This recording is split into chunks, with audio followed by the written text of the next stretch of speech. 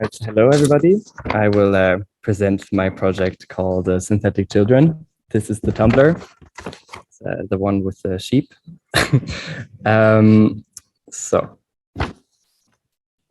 Synthetic Children. The tomb under nature's shrine cracked, and new histories bristling with futures escaped the old order of sex. Laboring bodies, normative rules, care as an issue of gender belong to the past. Transhumanist ontology. We refuse nature as the epitome. We reject injustice imposed on us by correlation to gender, race, or sex. Death to the androcentric world. There is no feminine rationality, nor is there a masculine one. Domination, care, affection, strength, sweetness, stubbornness, they are not innate to a kind of body, whether breathing or not. Erroneously thought as predetermined, we declare traits as constructed, and from now on as self-determined. We are our own synthetic children. We are parents of our own parentage. Ectogenesis, hormone therapy, plastic surgery. Science is not an expression, but a suspension of gender, suspending us from the burden of bearing a child, the burden of deformation against one's will, withdrawal of self-determination. My body, my choice. This is what our next album will be about. Beauty indifference, indifference towards normativity. We're moving to Brussels to build a home for the three of us. Chambers of wonder allowing us to find the words for our feelings, inspiring us to write our songs and create this album. Curiosity and queerness embracing us, house of anomalies, a celebration of the anti-norm. Our house is a space of interruption, free from imposition, free to be, being whatever we want. I know what he's like temperamentally. He's high in agreeabiliness. He's high in neuroticism. So there's a feminine temperament. He's more interested in people. I think fundamental humanity lies in basic knowledge just by biology. or you can continue watching the video. Feminine temperament. That also meant he can be pushed around very easily.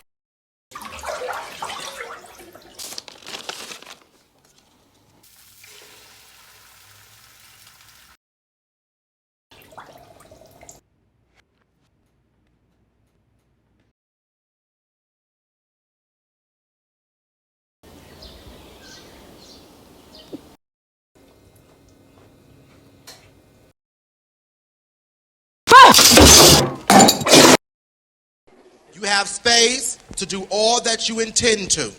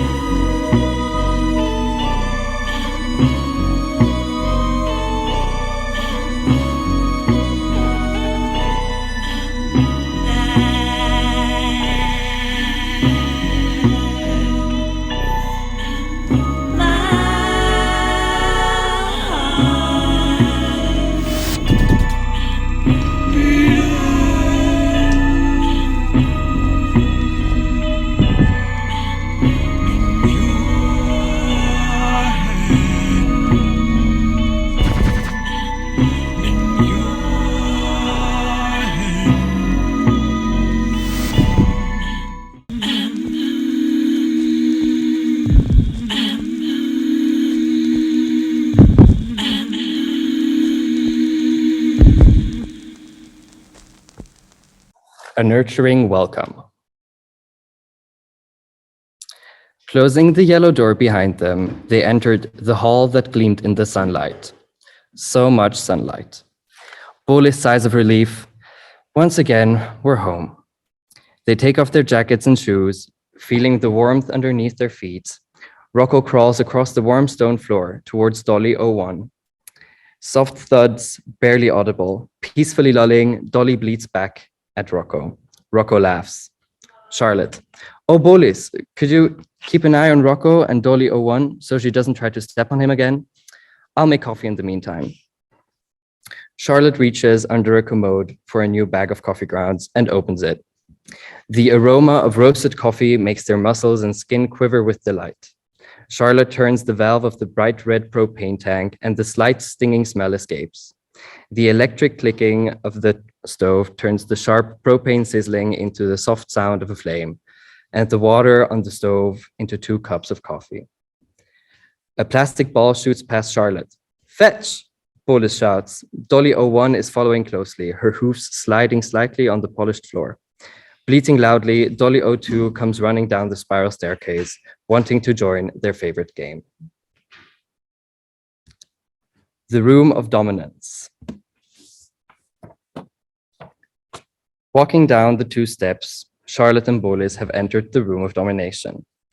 Gilded curtains, restricted rays, warm light, taking a seat in each of the chairs.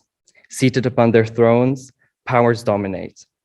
Bolus takes a look at Charlotte, smiles and proclaims, as if there was a crowd listening, a master, magister, a master, that is to say, a great one, major, is surrounded by ministers, little ones, minus.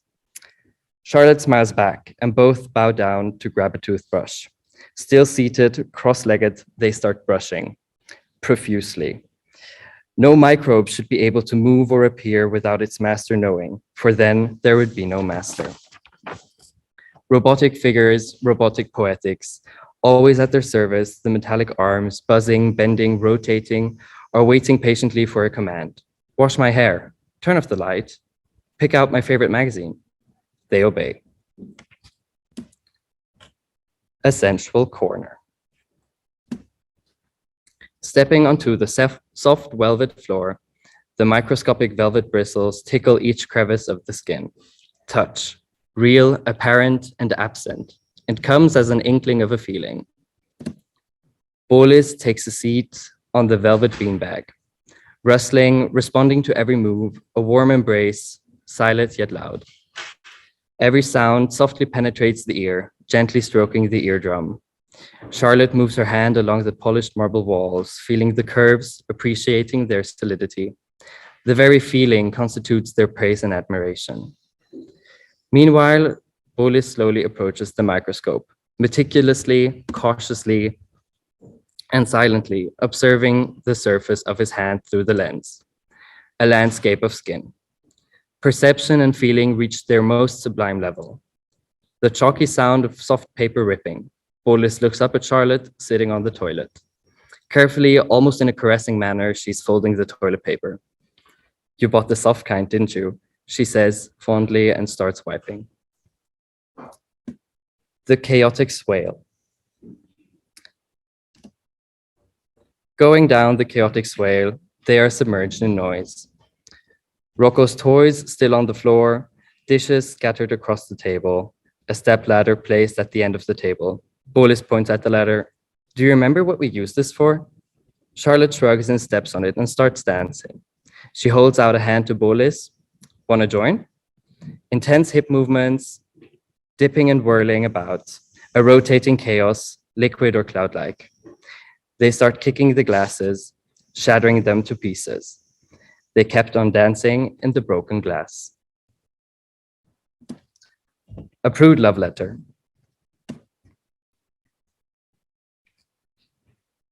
Charlotte and Bolus enter the room of prudery. Within this territory, all sexual activity, sexual illusions, and erotic stimulants are forbidden. Dolly 01 and Dolly 02 house here, freed from all sexual perversion, generated with the purest of technologies. Cloning, a method that is used to create life without being called back by shame, by disgrace. Putting down the syringe and turning towards the brightly red shining fetus, Bolus says, look, Charlotte, our baby's doing well. Dolly 03 is on the way. Charlotte approaches the big tank, veiled in a lace curtain, and touches the glass. She feels the heat coming from the infrared light, keeping their baby warm. She notices Bolus silently putting up his hand against the glass as well.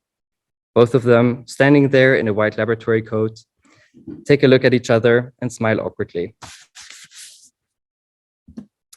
A hostile terrace. The weather is nice outside. Bolus, What do you think? Should we go upstairs and catch some sun? Charlotte's eyes light up and she excitedly walks towards the spiral staircase. It's sunny upstairs, like the way gas stations are, bright and shiny. The metro's driving past with a loud hiss, rhythmic thudding. People are walking by, mumbling, shouting. Cars are filled with gasoline, the metro driver stepping on the brakes, squealing shriek, smell of burnt rubber. Charlotte and Bolis feel like they're losing brain cells by the minute from the fumes which smell like a jammed laser printer had sex with a gas station. Perception fractures, disperses, suffocating in noise. Agitated and confused, they look at each other and simultaneously say, let's go downstairs again. With a little smile on his face, Bolis answers, yeah, let's do that. Thank you.